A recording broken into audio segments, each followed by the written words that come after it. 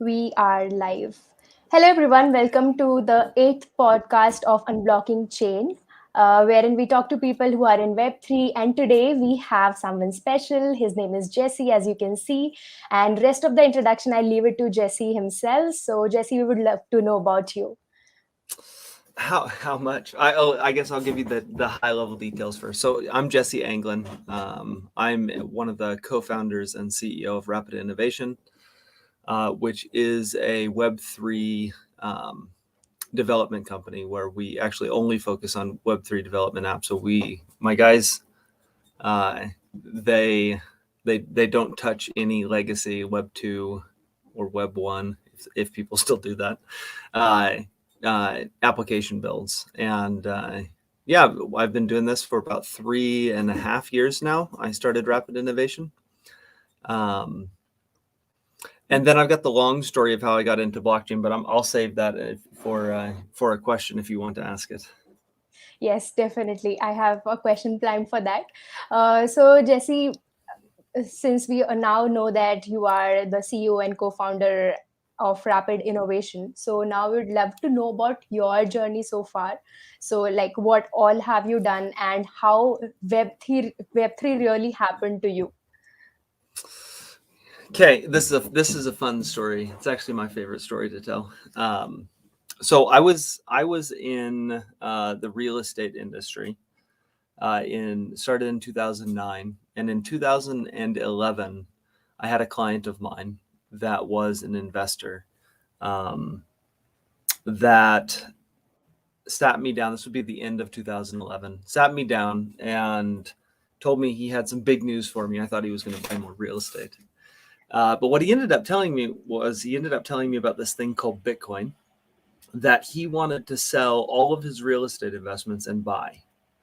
And I thought he was crazy because who in the world does that? Like, who goes and sells the world's best investment, real estate? They're not making any more real estate, and then buys this like scam digital token that's online that's used for drugs and other nefarious things. I thought it was a terrible idea. So I tried to talk him out of it. I spent almost 2 hours with him actually at that coffee shop trying to tell him that it was a terrible idea. And he didn't listen to me. He ended up selling his real estate. He ended up selling everything he owned, like his car, his bike. Like, he sold all of his worldly possessions, and he bought Bitcoin between the end of 2011, 2012.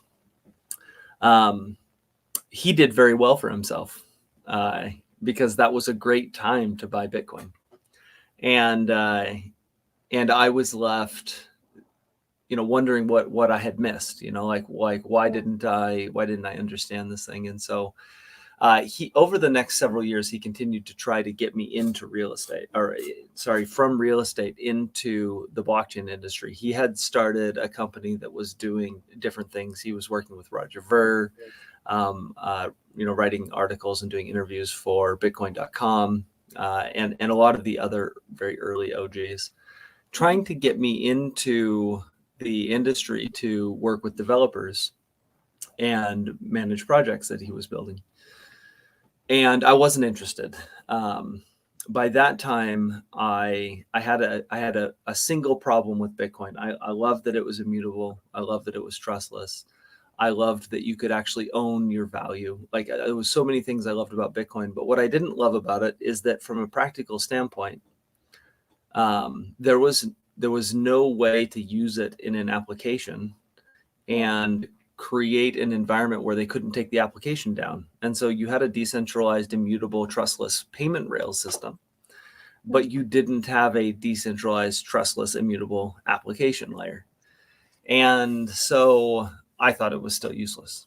Well, then late 2014 rolls around, and he's like, "Hey, Jesse, I've got this guy that I met from Canada. Like, you have to meet him. He's going to convince you to get into blockchain. I'm sure of it."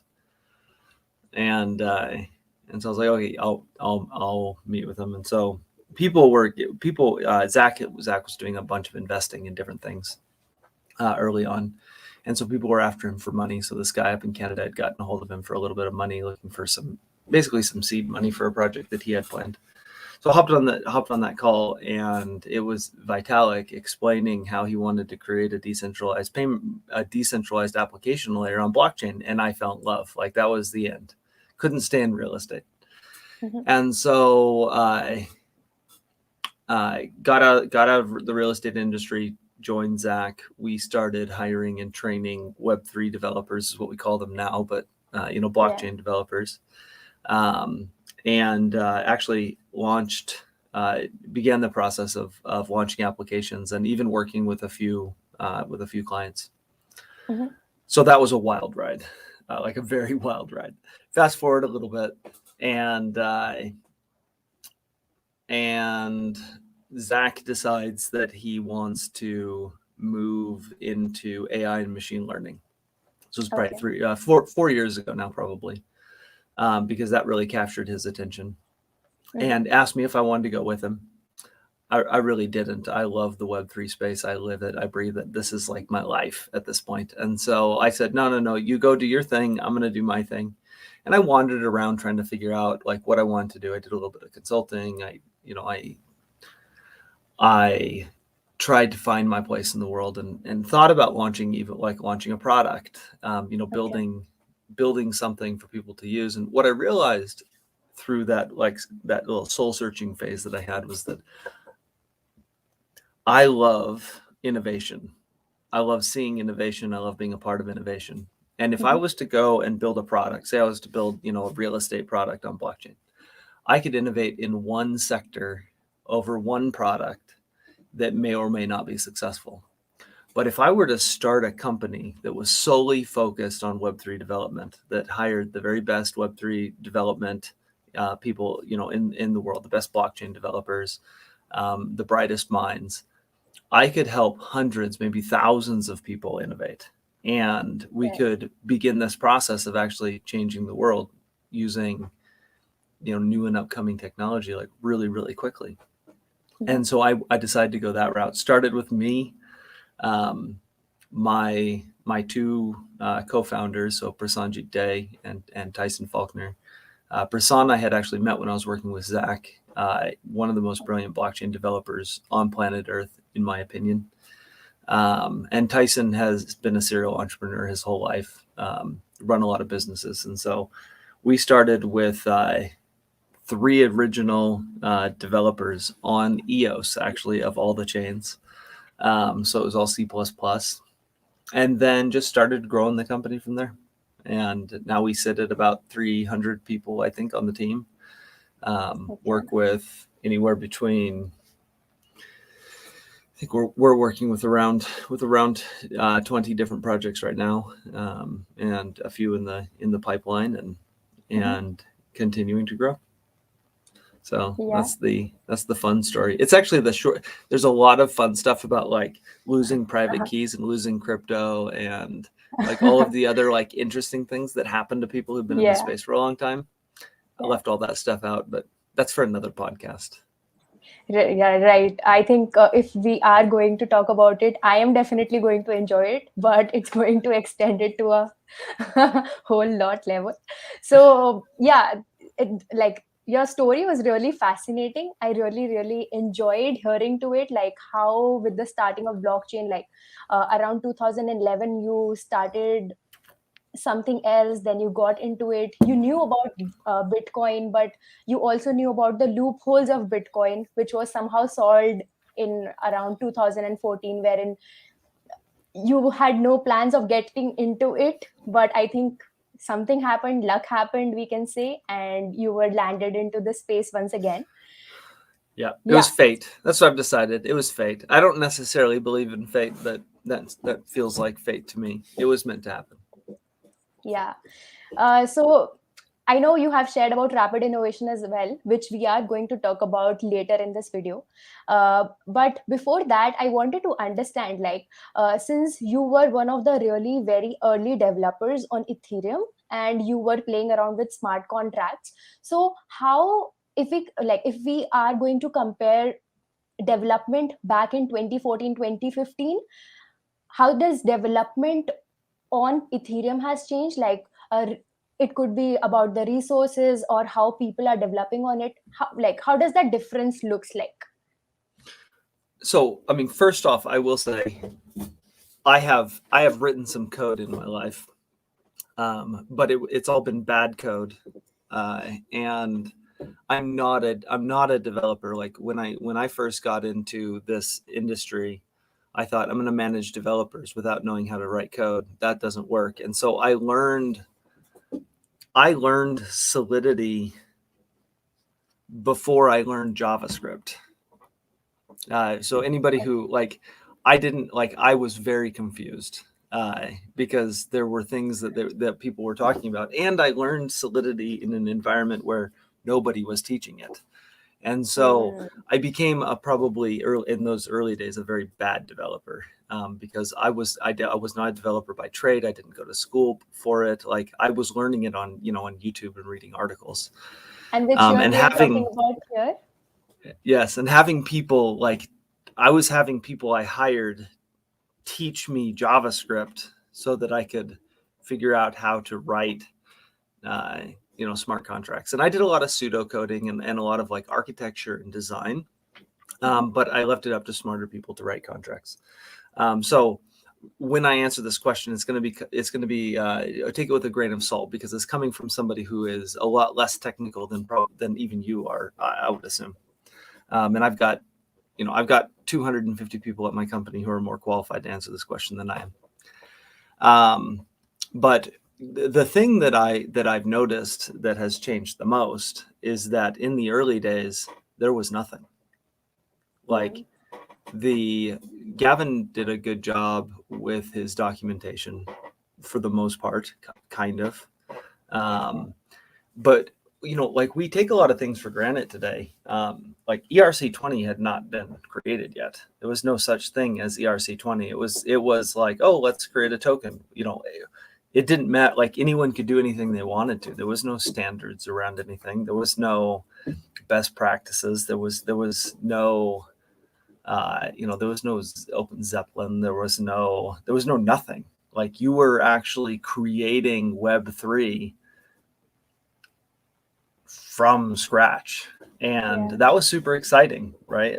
To me, that was super exciting. Now it was also really cool when you started getting different standards and best practices in place, because it really sped things up. But that is the biggest change, is that you, like as a developer today getting into Web3, you have access to so much education, and you have access to so many standards that just have never existed. I remember when we first came up with a NFT, we weren't calling it an NFT. We needed to create a token for an architecture that was doing like a DocuSign, where the Wow. token would represent the token would represent the document and hold the metadata for the document. We didn't know we were even creating an NFT. We just wanted to create a token that wasn't fungible, that because it's a document, it can't be fungible, right? There's only one of them. Right. And we did that, I don't know, years before NFT was even a thing for a client, just as a random architecture that we were trying to come up with. And so for me, those were the fun days, right? Because that's when everyone was really coming up with these ideas and build, and to a certain extent that's still happening, because this is a very Yes. new emerging space. Exactly. But it was fun to start with a blank sheet of paper. There was nothing. That was a blast to just see what happened. Yeah, and it feels as if we have come across long number of years down the line, but it's only about like 6-7 years backstory that you are telling us. So the pace at which this space is moving is literally really very fast, right? Yes. Oh yeah, it's crazy fast. And if you think about all the innovation that's happened in the last 6-7 years, it's mind-blowing actually. Yeah. There's a lot. The smartest people I've ever met in my entire life are in this space right now. And I'm sure that if I would maybe say the same thing if I got into AI or Yeah. IoT or some other like emerging tech. Mhm. Uh, but I meet some of the most brilliant people in this space. I mean, people that they're just the way that their minds think and the way they think about the world is just undescribable. And I love that. I mean, that's one of my favorite parts of doing this for a living. Yeah, and one of the best part I feel about it is there is still a lot of scope for innovation.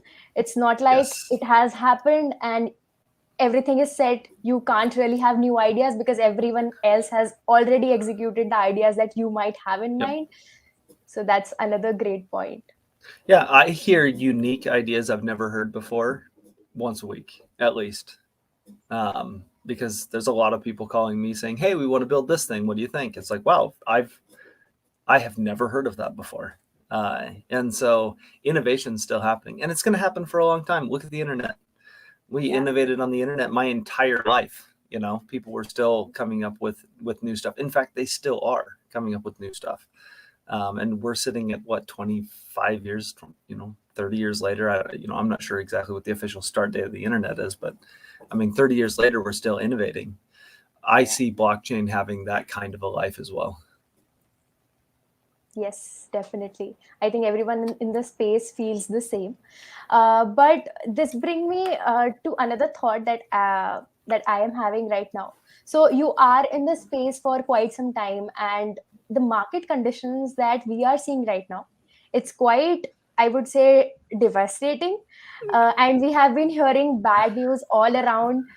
First blow came from Luna, then Celsius, USDD. So how do you think that is really affecting the Web3 community, like be it founders, developers, and the users? Yes. So I will say first, I know it's time to buy when my friends and family start calling me up and asking me if I'm all right. And they're asking me in that weird tone of voice, like, are you standing on the edge of a building? Or are you okay? And I'm like, okay, this is time to buy, because like there's enough FUD in the market that all the weekends are probably out by now. But with that being said, I have been through a few corrections, which I know in a typical market you wouldn't see this as a correction, but when you when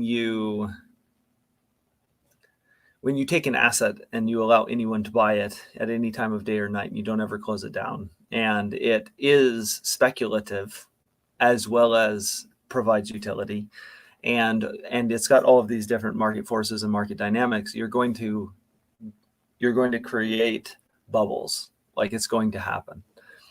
And so far it seems to be following a pretty specific pattern. This one's a little bit different because there's a lot more institutional investors in. um, but what I've seen is this: all of the old guard that is going through this again. This is number 3 or number 2 or number 4. uh, they they are excited. I have many clients who, or people who have been waiting for the bear market, right? Because those who build in a bear market make money in a bull run. Like, that is how it works. Like, builders make money because they build in bear markets. And so anyone who's been around for a long time is excited. Then I've got people who have been around for a little while. They've seen a little bit of this. Maybe they got in at the tail end of the last bull run. They went through this bear run. They've been watching. They've learned a little bit. They're nervous. They're wondering if they're going to make it. There's always a little bit of that fear that it's not going to recover. Mhm. That, like, this time it actually will go to zero. History will not repeat itself. And then you've got all the guys that got in the last 2 years, and those guys are losing it. They don't know Yeah. what to do. Um, and so that's the builder side of it, right? So there's some panic. I mean, and there's some things that I think people were really caught by surprise with, like when Terra went down. That caught a lot of people by surprise. I wasn't wildly surprised by it because I I had architected some stable tokens very similar to that back in 2015, 2016. Mhm. And our biggest problem was actually like a black swan event, just like that, because algorithmic stable tokens are incredibly difficult to build until you get to scale. And so, but there's a lot of people that were surprised that something with that big of a market cap could just blow up like that. And then you've got, Celsius doing its thing. And there's a lot of things in the market right now to be, to create some fear. And so I'm excited. I'm a builder. And as a builder, I have never made my money because I've never made any money because we're in a bull run. I started Rapid Innovation in a bear run on purpose. Like I waited to start it because I wanted to start building it when the market was down, because I knew that it would, when you build in a bear market, you make money in a bull market. I mean, that's how it works. And so I did it on purpose. There's a lot of people with that mindset. There's a lot of people learning how to have that mindset. There's a lot of very scared people who are doing it anyways. On the buyer's side of it, you have to have runway. Like there are not going to be a lot of buyers in the market for whatever product you're building. And so if you don't have a way to create runway, it might be a little bit difficult as a project launching right now, because the buyers will tighten up. But with that being said, there are a lot of people, once again, the old guard they've been through this, that realize that if you start buying or accumulating, dollar cost averaging in a bear market, you make money in a bull run. And so if you have real utility, like this separates the fake scammy projects from the real projects. If you have a real project and you're building it and launching it in a bear market, you will do really well. I've seen that over and over and over again. And so I'm very excited. I mean, that's me. I'm like a kid in a candy shop. Everything's on sale. It's the perfect time to build. Like this is the best environment on planet Earth for me right now. But there are a lot of people who are scared, and there's a lot of people who have gotten hurt, who've lost a lot of money, and that is sad. I wish that didn't have to happen, but I think it's a necessary part of getting this engine going and pushing this technology forward. So yeah, definitely. And I feel that on the one hand, it might be disheartening for some of the people, but on the other hand, like these events led to more awareness about to people about blockchain or about the space, and there would be more builders now who would be experimenting with blockchain, or even Yep. getting to know what is Web3 and what the hell is going on. Yep. Well, and somewhere someone will solve an algorithmic stable token. Like that will happen. People will solve liquidity problems in lending. Like people are going to solve these problems.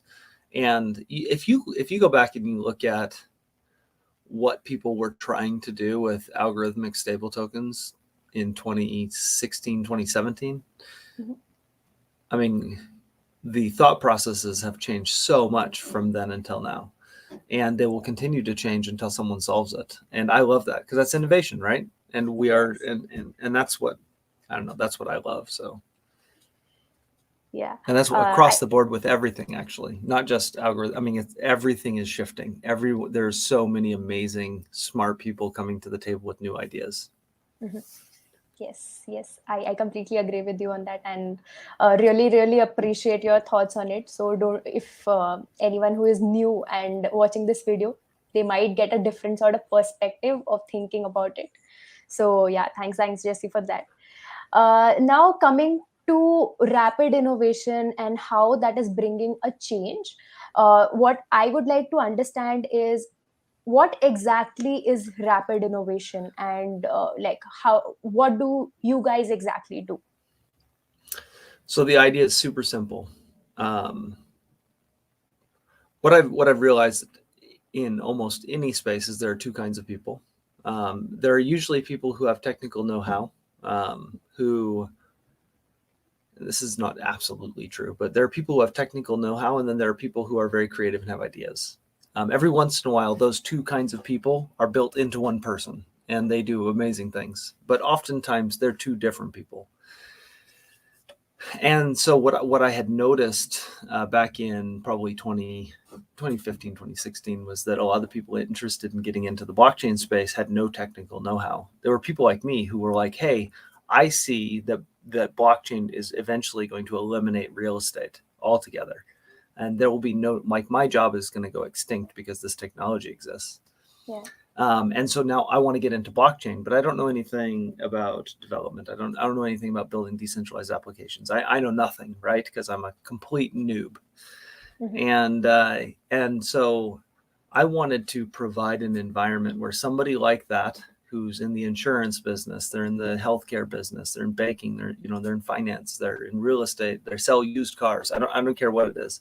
I want them to be able to wake up one morning and have an idea for a decentralized application, for a Web3 application that they believe could change the world, and have someone that they can call that will bring them through a process that extracts that idea out of their head, that helps them architect that idea, that helps them build that idea and deploy that idea, and eventually market that idea, which I'm not there yet. It's another module that needs to be built. And so that's what I worked on building from the ground up. Day one, we did smart contract development. We didn't do any front end. We didn't do any back end. We did nothing but write smart contracts. And from there, we've evolved into, going through a discovery process that really fleshes out and helps people build the ideas that they have, or at least put a little bit of meat on the bones. If they come with a very high level idea, we can work out the details. And then, actually designers that help design the applications, and front end teams that can go and build the front end and do all the Web3 integrations, back end teams that can build any like centralized necessary back end pieces, the blockchain developers, we've got all of that in place. And so in theory, you could show up with an idea, zero technical know-how, work with us for 90 to 120 days, and out the back end of our process, have a working Web3 application that you can then hopefully go change the world with. And that's been the whole idea of Rapid Innovation from the very beginning. I've got a lot more work to do.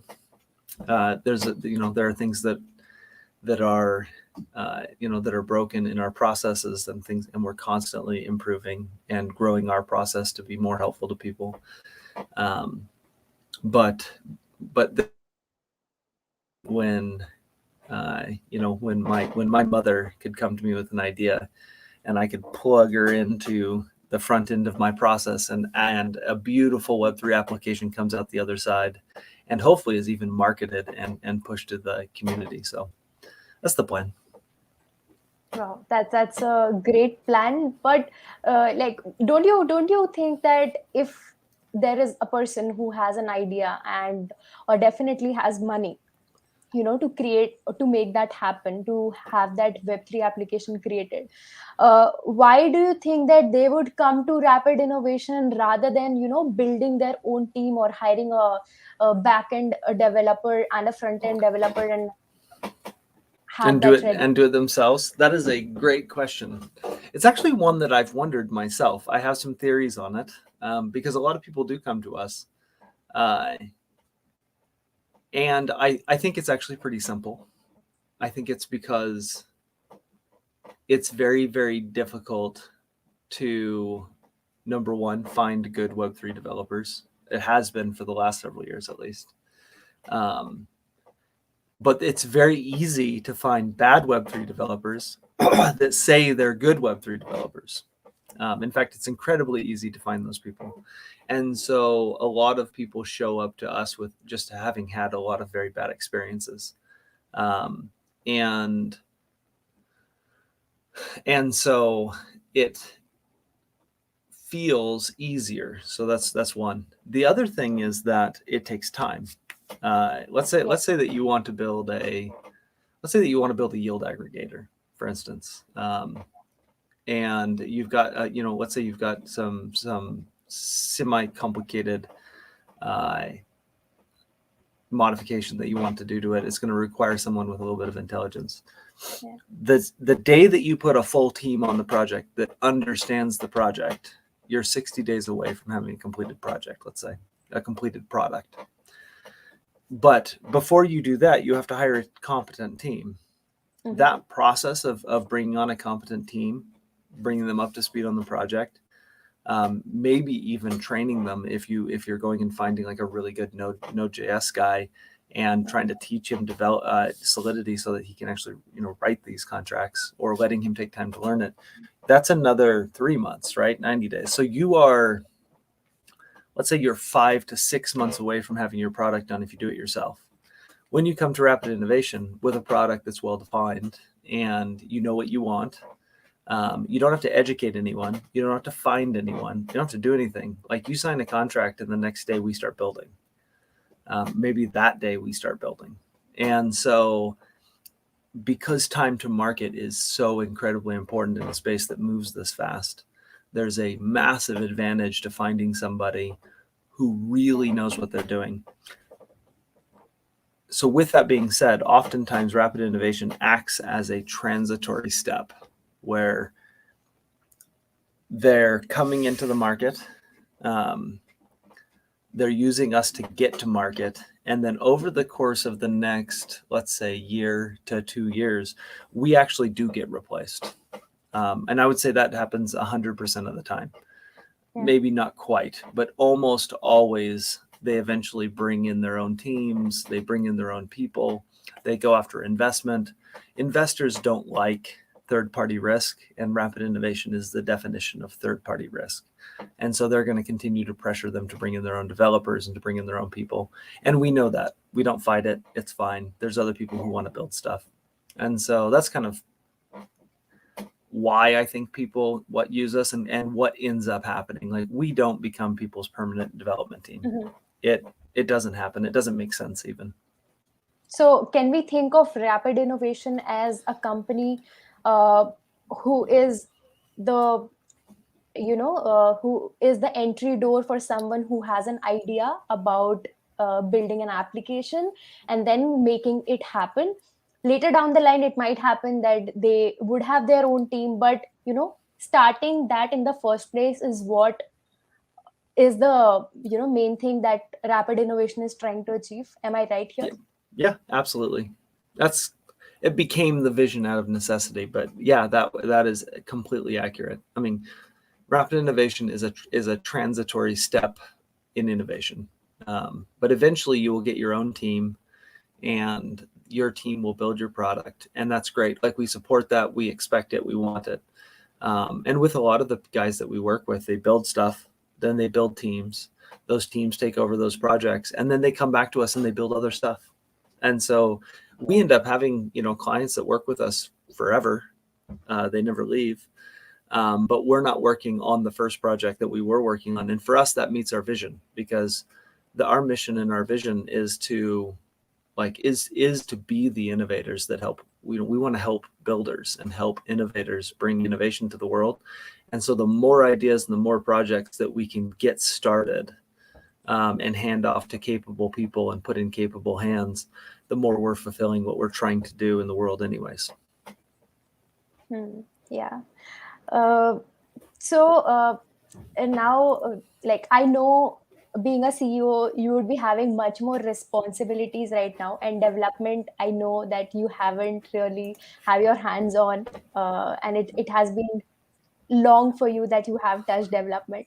But still, like, since your company focuses on developing blockchain applications, so what do you think are some of the key things that your company focuses on while developing any blockchain application? Key things. I mean, I was talking to one of the guys. It was actually my VP of operations the other day, and him and I were talking about this client, which I can't actually talk about what we were talking about because I've got an NDA signed. But Yeah. basically what we were going over was this wildly complex smart contract functionality.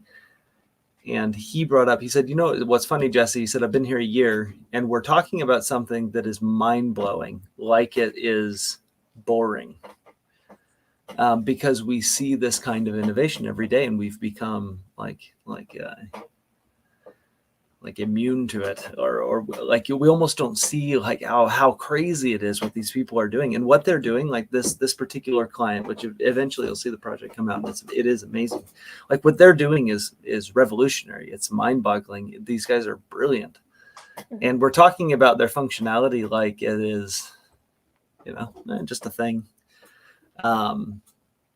And I think that that's number one. Like, make sure that you don't lose focus on what you're doing. Because if you start doing this as a developer, you start doing this every day, and it becomes your job. Pretty soon, these things that used to be very, very exciting, you know, a year ago, 2 years ago, 3 years ago, become old hat. Someone brings some idea to you, and you're like, oh, okay, yeah, I mean, I kind of get it. And it becomes, I don't want to say boring, but it loses that enchantment that it had in the beginning. It loses that excitement. I've noticed that the developers that keep that excitement are the ones that do like the best, because they understand what they're doing. They understand the innovation that they are creating, and the progress that they're making in the space. So I'd say that would be number one. Number two would be find a mentor, like someone who's really good. Like I've got this gal at my company. And in fact, there's three people, a smart contract developer, a front-end developer, really two front-end developers, and a smart contract developer, back-end developer. And these people were with me from day one. They are brilliant, is what they are. They've been in the space a very long time, and they are incredibly smart people who are mentored by Prasanjit, my co-founder, who is one of the smartest human beings I've ever met in my entire life when it comes to development. He's at least in the top three. And so the people that I have on board that really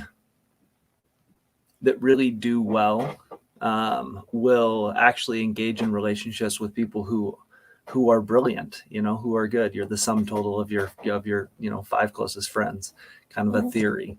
And so if you want to be good and you want to not lose that enchantment and not lose what you're doing, like go find someone who is good, who has that, and stay close to them. And then I would say the other thing is just work on being excellent. Like I've noticed there's a few kinds of developers. There are developers that want to be good because they love what they do, and you can see it. Like what they do is brilliant. You know, they're the kinds of, you know, they're the what normal people look at as magicians, right? They do this amazing stuff with their black magic. And then there are people who they want to show up, they want to write code, they don't really care. And I think that like being passionate about what you do and finding an area where you do care. One of the early guys that I had, he started off in the back end and he hated it. It was really what it was. He just hated it. He didn't like writing back end. He loved front end development. It was like the thing that he wanted to do. And you know, I almost fired him because he was so bad at his job when he was doing back end development. And when I switched him over to front end, because he came and talked to me about it, he grew into one of the best front end developers that I've got. And so doing something that you're really, really passionate about keeps you motivated and makes you write better code. You do better work. You take care of clients better. I mean, I think it's really, really important. And a lot of people forget that. You know, they try to do what they were trained to do, or they try to do what makes them money, when those two things are all right, but they should be secondary and tertiary focuses. Yeah, definitely. So, like, since we are now also talking about the team and the people who work at Rapid Innovation, and we know that you already have a team of around 300 developers. So, majorly, if we focus for blockchain developers that you have in the company, so since you would be hiring talent across the globe who would take the mission of rapid innovation of creating best blockchain applications forward. So, what are some of the things that you look for in the candidate specifically for a blockchain developer, or I would say, yeah, blockchain developer role for your company? Oddly, I mean, this is a hard question to answer because blockchain developers are hard to come by. Like they just are. There's not a lot of them, and so we've actually taken to. So in case you couldn't tell, Prasanjit, he's from India. Um, he was born and raised in Bangalore, and we decided early on, since we couldn't find blockchain developers, and it's literally because there weren't any. Like you go back 3.5 years, there just weren't any, Yeah. and so we decided to make them. And so we went to like IIT, went to India Institute of Technology. We went to Noida, where they've got the tech center there, and we just tried Yeah. to find the smartest, most talented people that we could find that were really, really interested in blockchain, and trained usually as back-end developers. People who are very sound with logic and they really understood stuff. And once we found the most talented people in those categories, we hired them and we trained them to do blockchain. Okay. So in the beginning, that's what I looked for, was anybody who had a desire to get into the space, who was very talented. And then I trained them myself. Well, I'm not going to take the credit for it. Prasan trained them himself. I take the credit for it on interviews. And now what I look for is the same thing. Like we've got a training program. So people who are really passionate, interested in getting into blockchain, we hire like tons and tons of interns that are coming in, and the very best of those we pull into the company. Okay. And then really, what the big qualifying, like they're just like, I'm trying to think of the last time a blockchain developer who had experience, like 2 or 3 years, showed up and said, "Hey, I want a job." And we're like, "No, you're like, we don't want to hire you."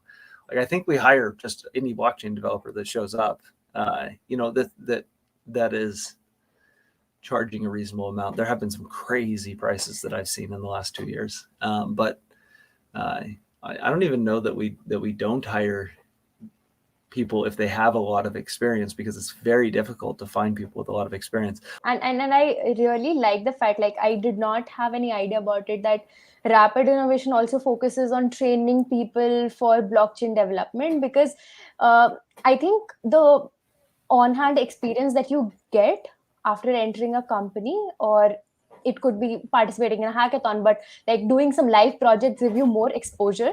So working with some talented folks who are already in the space, who have experience, and getting insights from them is really one of the great options that you guys are providing. So I Yep. hope, like, a lot of people who would be hearing to this talk and who want to get into blockchain development, which company to Yes. go Well, for in there's the a first so place. there's a careers page on our website, rapidinnovation.io, and we have all of our open positions. Over the last 3 years, the one position that has never stopped hiring is for blockchain developers, ever. I mean, it's been open for 3.5 years, and I doubt it's ever going to close, because Mhm. anytime we can find someone who's interested, like we're interested. And so, yeah, if anybody is watching this and they want to go, like, get more experience, then go there and let us know, because I'd love to bring you on board. Wow, that's I think that would be really very helpful for those who are watching this video. Now, Jesse, just having the last question for you, and then we'll wrap up this session, which I am extremely enjoying. But because of the time constraint, we'll have to end this. Like, how do you think? Like, what's the long term vision of Rapid Innovation as a company? So it kind of hasn't changed. Like our vision is to our mission is to bring innovation through the world through emerging technology. And so we want to stay on the forefront of technology. Right now that sits in artificial intelligence and machine learning, blockchain, IoT, virtual reality. Like those are the things that we want to stay on the forefront of, helping people who are visionaries, who see the world differently than most people, who see what things need to change in order to make the world a better place. We want to help those people innovate, and we want to set them up for success. And so I would just like to become more capable of doing that, because if you look, like, we're a young company. We've been around for 3.5 years. If you go back 2 years, there was 25 of us. If you go back a year and a half, there were like 40 of us, and now we have grown this, a crazy amount. And with all that growth, there's process problems that happen. Balls get dropped, like things break. And so my hope as a company is just to continually improve our processes and improve what we're doing, in order to better take care of clients, in order to make the process easier for clients, so that in order to have better training for developers. Like the very best developers I have, the best, are the ones that we trained ourselves. And I mean, we've trained a lot of our blockchain developers ourselves, though, but to be fair, and I am biased a little bit, but I just want to continue to improve, like, personally inside the company. And I would love one day to be able to say, beyond a shadow of a doubt, that Rapid Innovation is the largest and very best Web3 development company on planet Earth. It's very easy to do right now because there aren't very many large Web3 development companies. I think we actually might be the largest, which is a joke because there's only 300 of us. Consensus has us beat, but they don't do what we do anymore. So and so I think that leaves us at being the largest. But I want to actually be the largest. I want to be the premier place where people go if they want to help change the world when it comes to emerging technology, and be known for that. So I think that answers your question. Yes, that answers my question really well. And it was really, really nice talking to you, Jesse. I really enjoyed this conversation. Like, I think we talked about almost everything that is going on in the space. Yes. So thank you so much for taking out time for this. And I hope You're the very people welcome. who have watched this video would have gained a lot of insights. So thank you once again. You are very welcome. I enjoyed it. I enjoyed chatting with you. I'd love to do it again sometime. Yeah, sure, definitely. Yes. Okay. Awesome. See ya, Jesse. Bye-bye. Yep. Take it easy. Thank you.